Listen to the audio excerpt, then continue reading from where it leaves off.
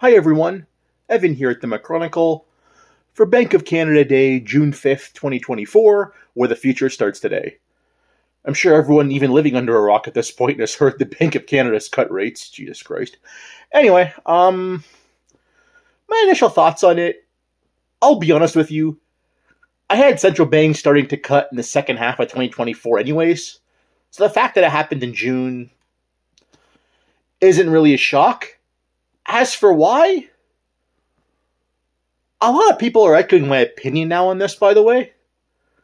I think it's got everything to do with the job market and how weak the job market has looked for well over a year now. And yes, as far as the job market goes, if you look at especially the US and what's happened in recent months, going back on previous reports in 2024, there's been massive downward revisions, and the labor market is getting slow to the point where they can't really hide it anymore. Now, again, on this channel, I've been mentioning unemployment and how it's been going up for a little over a year now. And I think it's gotten to the point where they just can't hide it anymore. I mean, have a look at real estate markets recently, not even just in Canada, but in the US as well. They've been rapidly slowing, aka sales to listing ratios have been going down for months. And all this has happened as rates really peaked back in the early part of the year. So again, these job losses, it looks like, are starting to hit Main Street as well. And central banks, yes, there's a political angle to it, I understand that.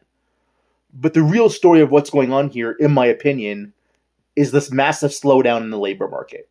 And by the way, as far as housing goes, it's always said the first rate hike spurs demand because everyone on the sideline thinks, oh, what the heck am I waiting for? I need to still take advantage of this while it lasts. And there's a rush onto the market typically at that point. And after the first rate cut, it makes people realize, oh my God, things are worse than they seem, and they pull back. In my opinion, that same thing is going to happen here, by the way.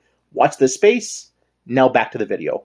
Now again, I did have central banks cutting in the second half of 2024 anyways.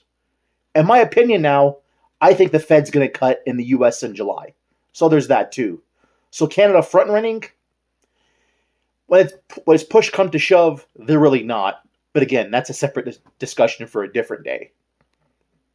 But again, as for why they're cutting rates here, it's because of the labor market. That's my opinion. I'm sticking to it.